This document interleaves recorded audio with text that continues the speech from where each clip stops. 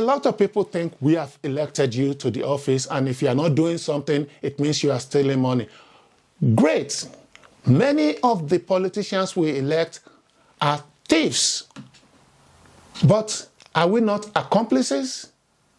Because if a politician comes to you and says, hey, let me give you the honest assessment of the whole situation. This is the situation we are in, and this is the truth. Are you going to elect him? Every one of us always elect people who have sweet mouth. Why do we then get angry when a politician who has promised us heaven and all the beautiful things doesn't deliver? Because we voted for him. We believe in lies. We don't believe in anybody who tells us the truth.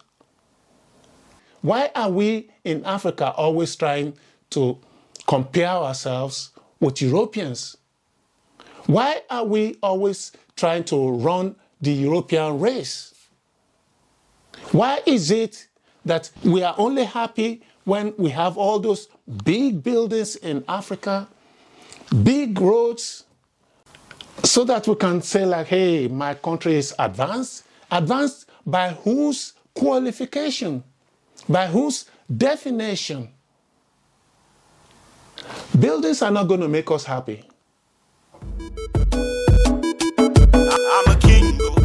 Hello, welcome to the Africa Narrative Podcast. My name is Femi Shuewu. Today, I want to talk about one very important word and what it means and why we need to take a second look at how we think about that word. And that word is poor. What does being poor mean? Is Africa poor? Are Africans poor? That is what I want to discuss with you today.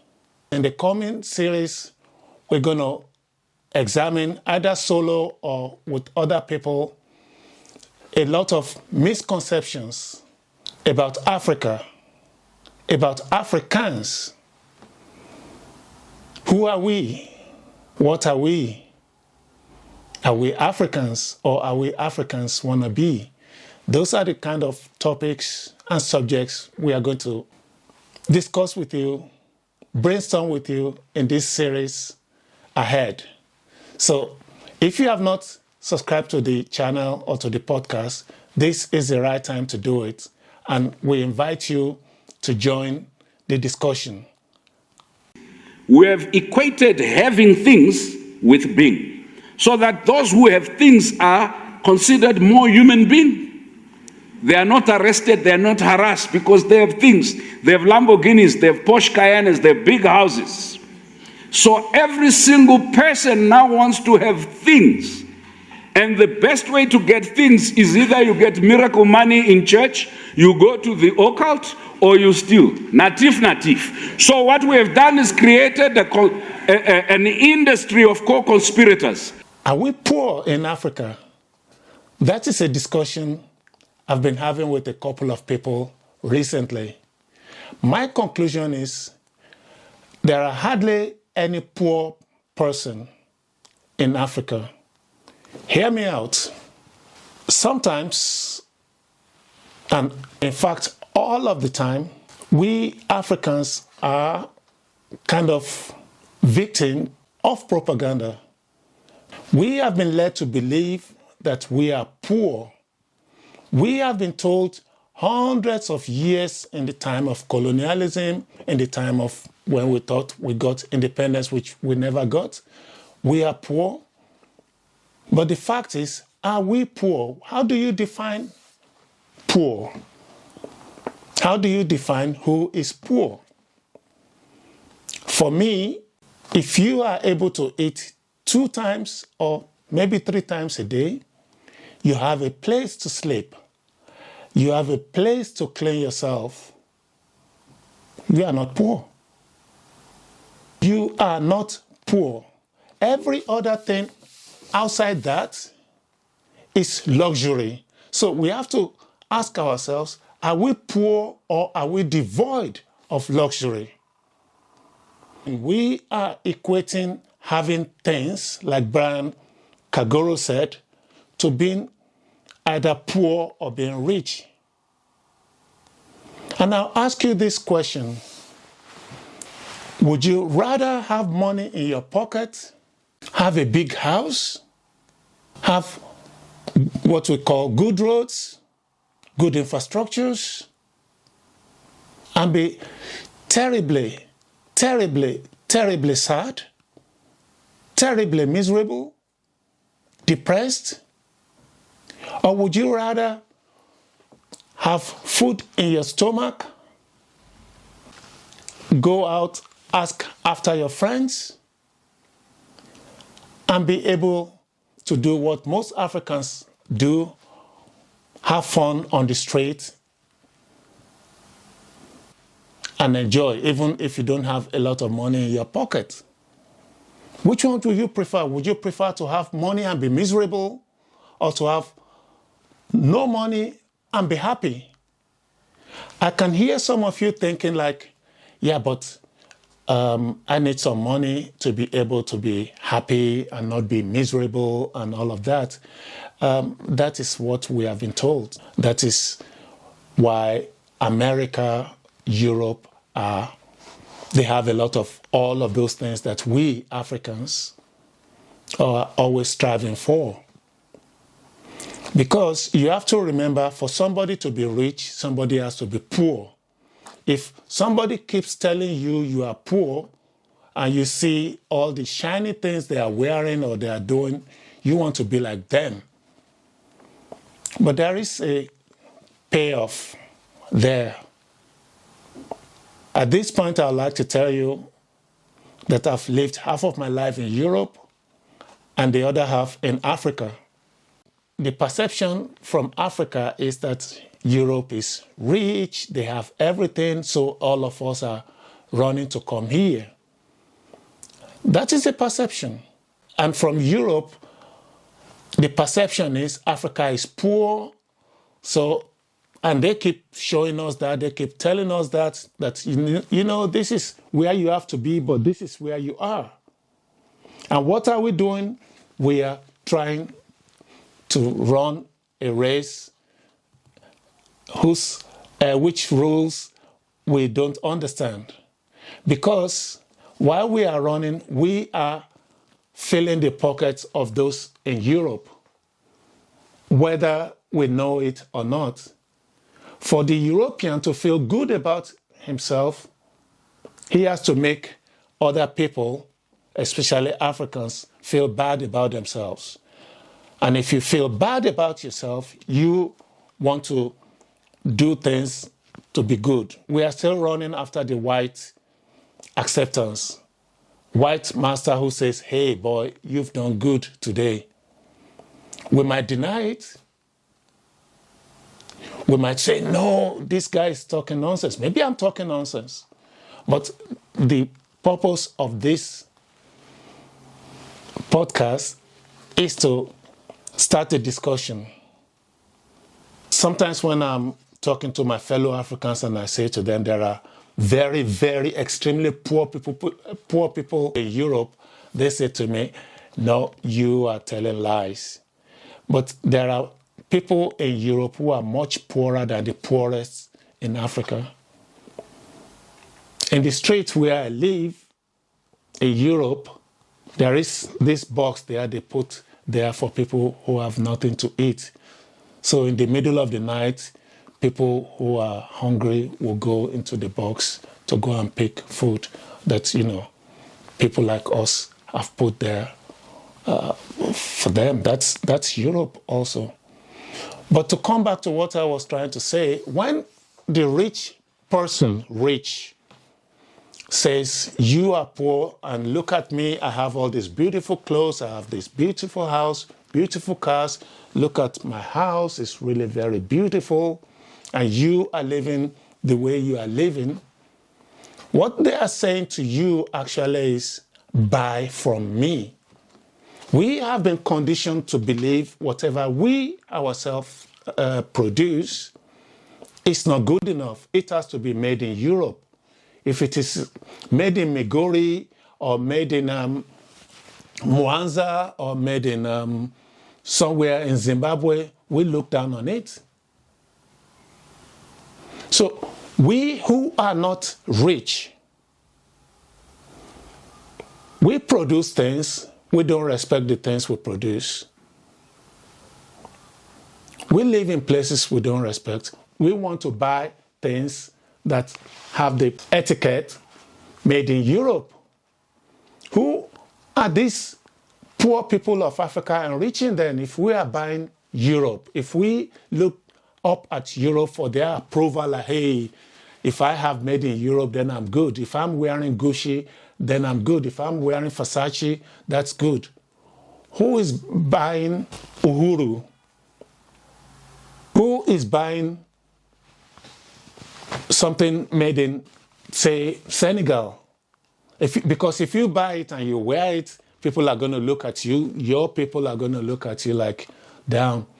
So we have that poor mentality. And when people say you are poor, you want to prove to them also like, hey, I'm wearing Gucci, so I'm not poor. You might not be poor in your pocket, but that is actually being poor in your mind. Because somehow you don't like yourself. Somehow you don't like who you are. Somehow you don't like things around you. If it is black, it's bad. If it is white, it's great. So we complain every day about our government, about our infrastructures, and about everything. But we look at Europe and say, hey, you guys are doing good. Are they? And are things as bad as we think they are? And if things are bad as we think they are, whose fault is it? Just recently, the president of Kenya had to withdraw a finance bill that he was going to sign into law, passed by parliament. The ironic thing about that is it was one of the very few moments that the president of Kenya, William Ruto, actually told the truth to the people of his country about why he needed to raise taxes. But having told the truth, people did not believe him, went on the street, destroyed parliament, destroyed lives, destroyed property, destroyed things. So if we don't pay taxes, how do we expect to have the infrastructures that we are so much clamoring for, that we have more money in our pocket, that we can go to school, because schools you have to build. All of these things don't come for free. But we have been also conditioned by our own and the previous governments to believe that everything is free. Everything, we can just get everything for free. I remember I was in Zimbabwe a couple of years ago, and I was talking with the driver who was taking me around, and I asked him, what is the tax rate in this country? How much taxes do you pay? And he said, tax, why do I have to pay tax? This was a guy who had been complaining about infrastructure, about being poor, about lack of facilities and everything. But when you talk about paying your own dues, we believe in Africa, everything has to be free. Government has to provide things for us, and it's just for free, and we don't have to do anything about it. It doesn't work that way. And because our politicians have always been lying to us, we have made ourselves to believe, one, that the politician can solve all the problems, meaning the government can solve all the problems, and two, that everything is going to be free. We can just get things free of charge. So if you want to go and make dinner for yourself, you go to the market, you pay for it. You don't go to the market and just pick anything there. You pay for it. You say, this is what I want. And when you are paying for it, you also then are able to demand quality. Say, no, I don't want this. I don't want this because I paid for it. And then you go home, you make yourself a nice, delicious dinner. But we expect the roads that we're going to take from our house to the market to just magically appear there. Some Chinese and previously the Americans and the Europeans were there constructing the roads for free. And government is not a business enterprise. So where is that money to build the road going to come from? Where is the money that's going to build schools going to come from? If we as citizens are not contributing. And it is when we contribute, when we actually pay our own share of the taxes, that we can hold our governments, hold them to task. We can question them. We can say, hey, I'm paying all of this money. Why is it that I'm getting nothing in return? But no, we expect things just to appear magically. And what we don't know is that we are being recolonized. And that has to do with our leaders, our politicians who are always lying to us because we don't want to be told the truth anyway. If somebody wakes up, tells us the truth and says, guys, we're going to do this, we're going to build a high-speed train from Lagos to Kano, we're just going to think it's going to magically arrive there. But if you see the Chinese or the Europeans or the Americans or Asians or Turkish people or even people from Dubai now on the road, you know that's costing money. And that money, government has to go abroad to go and borrow at a very high interest rate just to satisfy you so that you can see like, hey, my country looks like Britain, my country looks like America. Do you need all of that? If your answer is yes, do you think you should contribute to some of that? A lot of people think we have elected you to the office, and if you are not doing something, it means you are stealing money. Great. Many of the politicians we elect are thieves. But are we not accomplices?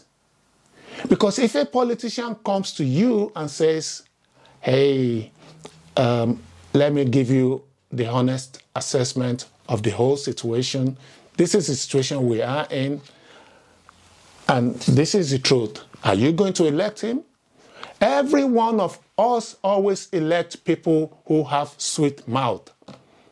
And we, when we were young and growing up, I would say, hey, if a guy is sweet-mouthing you, then he has something, he wants something from you, and is most of the time just a sweet talker, smooth operator, and at the end of the day, you're going to end up being disappointed.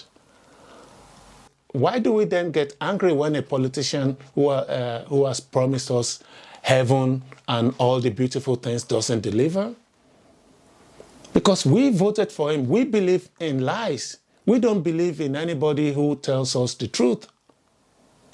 As the case I was just using with William Ruto, because he came to office based on a lot of what politicians do, telling lies. He could wrap his lies in a very beautiful package and people will say, hey, that's a hustler like myself. That guy has been in politics for 20 odd years. It's not like you and me.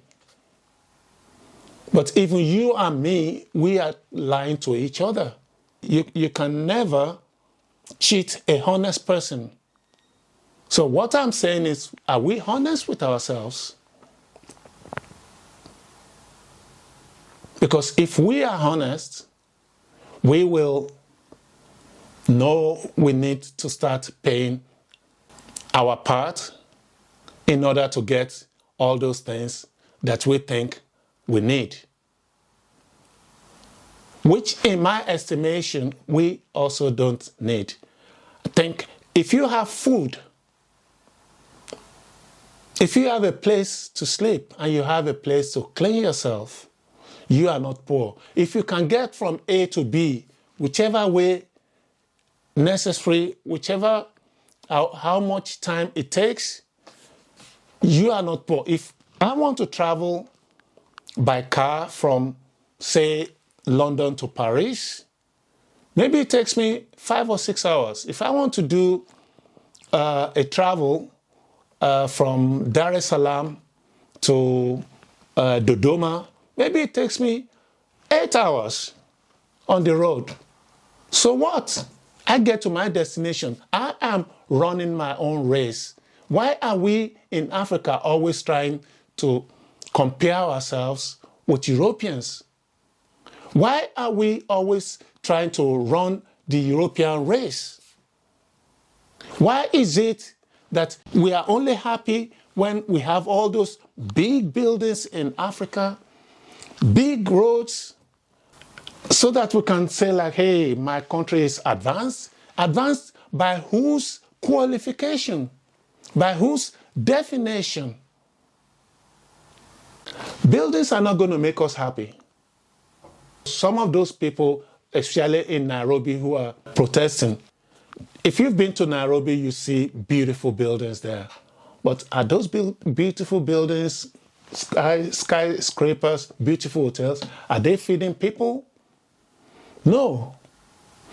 Because we are setting our priorities wrong. We are turning Africa into Europe, and we are not doing it fast enough. That's why we are frustrated. We want to be like Europe. Like Europe, everybody's happy. Like in Europe, everybody is satisfied. Like in Europe, people are not just miserable. And that is the point I'm trying to make. Being rich or poor is not defined and should never be defined by how much money you have in your pocket. I've seen Africans in Europe commit suicide because they got here thinking everything is going to be shining. Nothing shines. Everything that looks like it's shining here is just fake. It's just like fake gold. Africa and Africans, you are richer than you think. If you have not eaten today, and you are going to bed without food, then you are poor.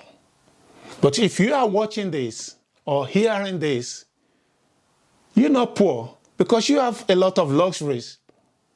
You can afford to buy airtime, you can afford to watch this, you need electricity, you need a mobile phone, you have gone to school, you understand what I'm talking about, and you still call yourself poor because you are not living a life that has been portrayed and projected to us like it's a good life, like the Americans or the Europeans live.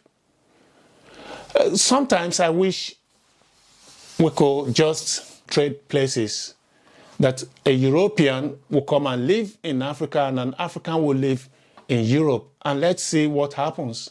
Whether you're not going to be like, I'm going to kill myself. Because of course, when you walk here, and that's a topic we will discuss in the upcoming, in this upcoming series. When you walk here, of course you get money. But that money is not going to talk back to you. You are living alone in your house. Where I live, in Europe, I've been living in the place I'm living for 22 years in that house. I have a neighbor left, I have a neighbor right. I don't know their names. I don't know if they know my names. I'm sure they don't know my names at all. We don't see each other, we don't know each other, nothing. And that's rich. That's the kind of life we are aiming for in Africa, where you don't know your next door neighbor, where you see your next door neighbor and you just pretend like you don't know each other, where you don't talk with each other, where people die for 5 years, they are dead in their own houses and nobody knows. Because even their relatives, they don't talk with each other. And then you are saying to me you are poor. You have a wife, you have children, you sending even your children to school somehow, being poor. You have a social life. In the weekend, you go to your parties, and you still say you are poor. My friends, we are not poor in Africa. What we are a victim of propaganda. People have told us that we are poor, and we have come to believe that we are poor. We have equated having things with being, so that those who have things are considered more human beings. They are not arrested, they are not harassed because they have things. They have Lamborghinis, they have Porsche Cayennes, they have big houses. So every single person now wants to have things. And the best way to get things is either you get miracle money in church, you go to the occult, or you steal. Natif. We are just feeling that we are poor because maybe we've not acquired enough things.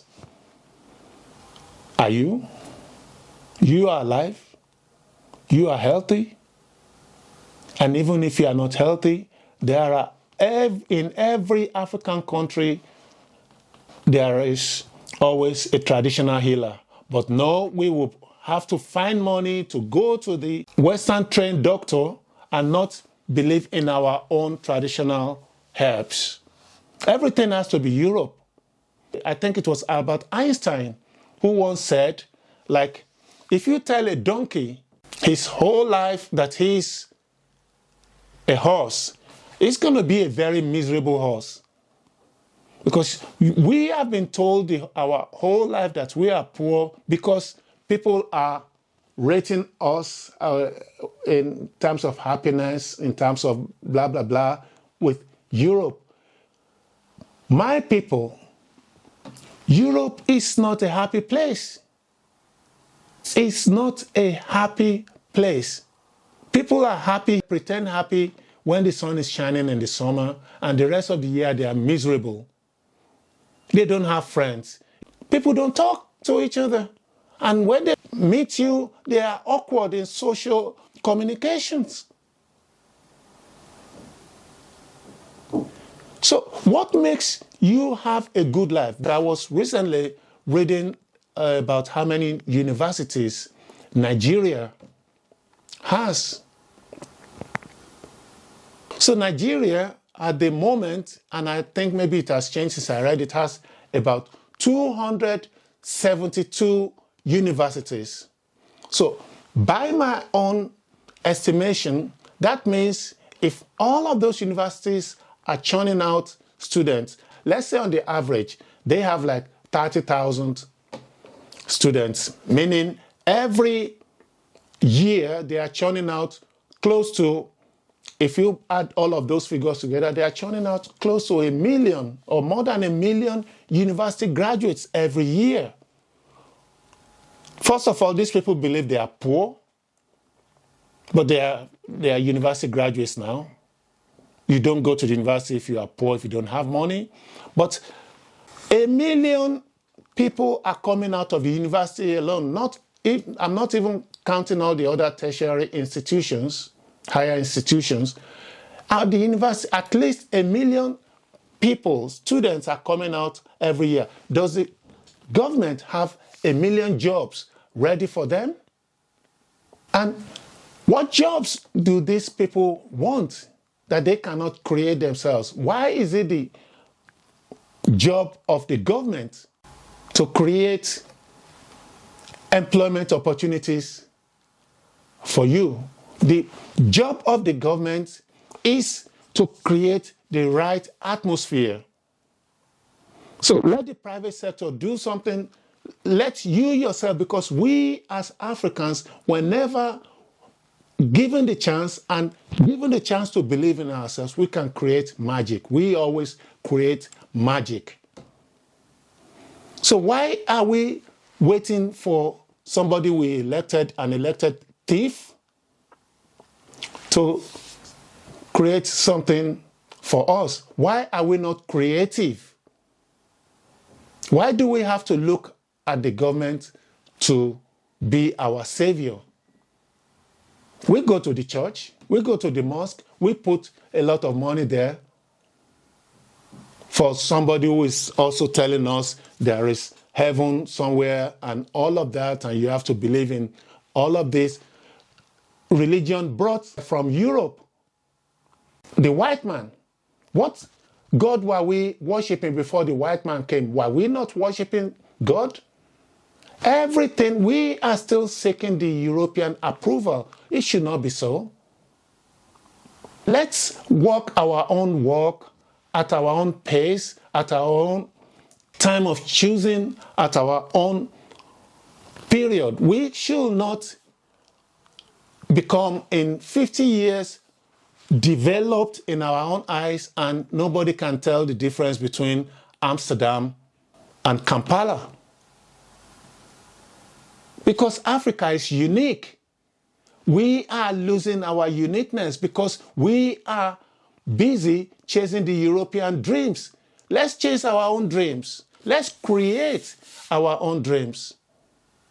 Instead of forcing our government to go to China, to go to Turkey, to go to America, to go and borrow money that we are not probably going to pay back, so that they can build some beautiful infrastructure for us that is not actually bringing us any kind of, it doesn't make any business sense because it's not going to be profitable. Anyway, instead of doing that, why don't we together say, let us put our hands together, the private industry, there are rich people there who can create things, that we keep on creating those things privately, wealth privately. Why can't we do that? Why do we think we have arrived when we have a train built by the Chinese that can go from Nairobi to Mombasa in 5 hours? Japan has a bullet train that will travel that distance in 30 minutes. Is that what we want to achieve? And okay, I get to Mombasa on time. What am I doing in Mombasa? Is it just to be able to say to my friends, our train goes now faster, without any other context? Because that is most of the time what we are doing. We just want to acquire materials. We just want to acquire things. We just want to be able to boast like, hey, mine is bigger than yours. And then in the evening, we don't have food on the table because we have put all of those things. Our politicians, aided and abetted by us, have been busy mortgaging our future because we want to see all the beautiful things. And if they're going to set up industry, they have to go and get loans. France, Britain, the Netherlands, all of those countries will go to the World Bank and get a loan for less than 1% interest rate. We, Africans, we go there and it's 16, 18, 20%. And they keep saying to us, the reason why we are not giving you a low rate is because you are poor. We don't know whether you're going to pay it back. So Europeans say we are poor. We have agreed with the Europeans that we are poor. Why can't we cut our coats according to our sizes? Why do we still need to be subsidizing Europe? We have all those natural resources that are needed in Europe. Even Climate, we have it now because we are talking about climate change, and Africa is still one place where where it is less. So people are trading in emissions, and everybody's coming to Africa to buy air. And we don't still see that whatever money we get there, we can use to build industry, to reimburse, pay off all our debts, and then start cutting our coats according to our sizes. We don't need to borrow money. We don't need to run the European race. We can develop the way we want to develop at our own pace. It doesn't have to be utopia tomorrow. And at this point, I'm going to ask you to subscribe to the channel. We have more to come because we look at it from one angle, but maybe I've been talking nonsense the whole time. But I'm sure 100% of what I said cannot be stupid. And 100% of how you think can never be stupid. Maybe there are things here and there we can learn from each other. I will invite you to leave your comments below. If you have questions, ask them. Be polite, be nice. Let's really be Africans, because we are people who believe in humanity.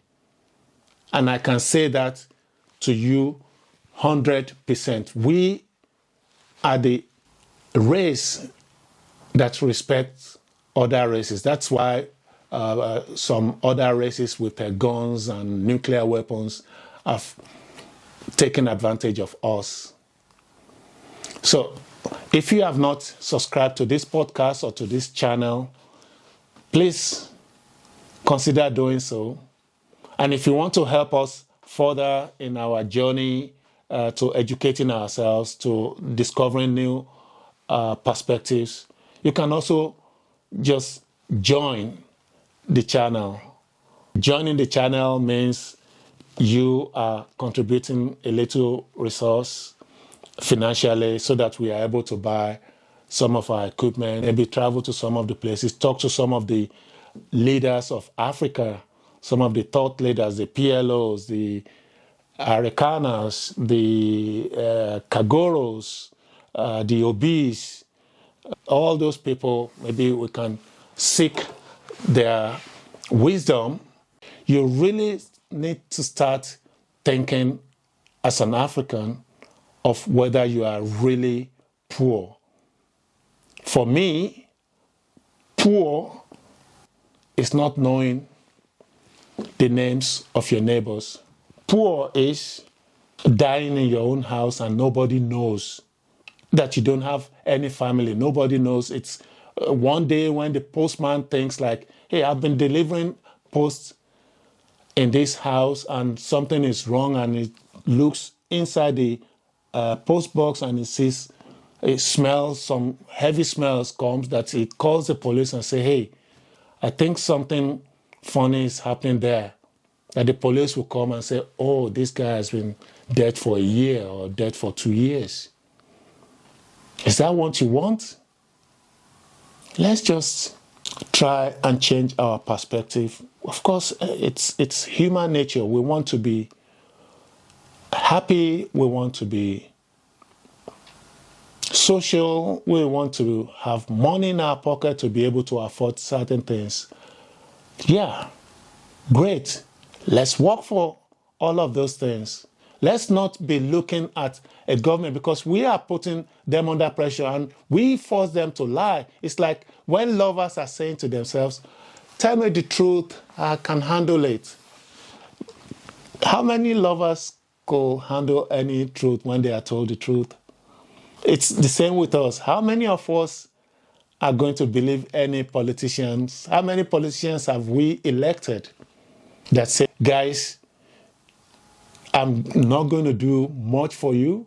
I'm just going to create laws that will give you the chance to be the best person you can be, but I'm not going to lead you to the promised land, you have to go to the promised land yourself and seek the promised land yourself. How many of those people have we ever elected?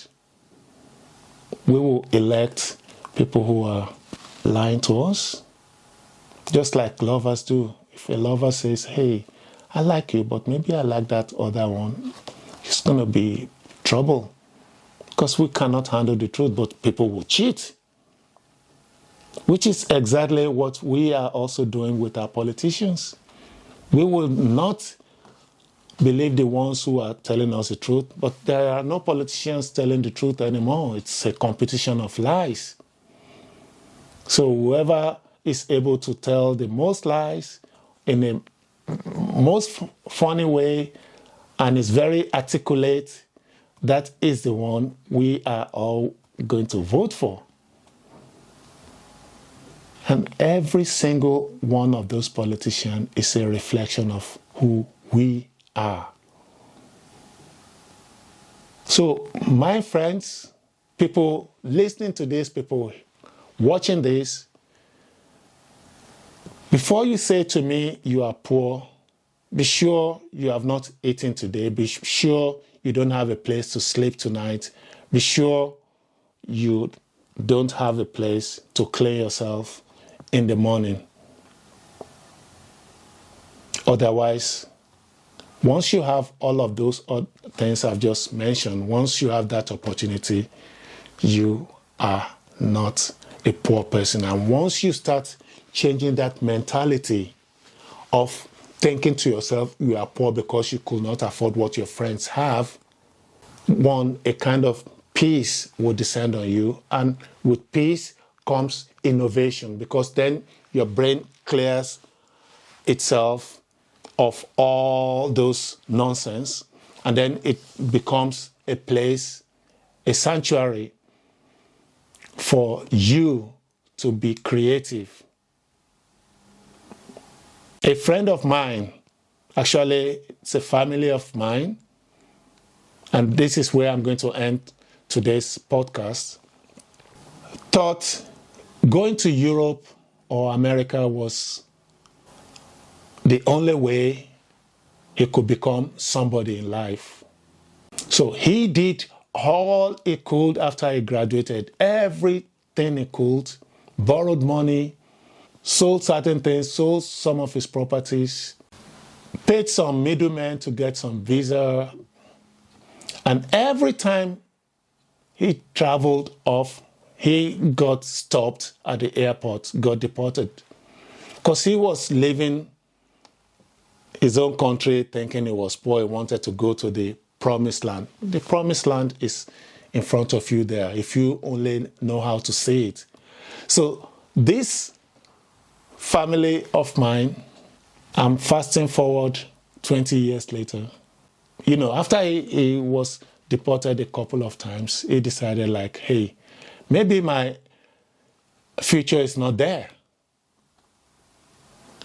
So what he did was to take Europe and America out of his head, out of his equation, and then the peace descended on him, and he could then see opportunities where he was.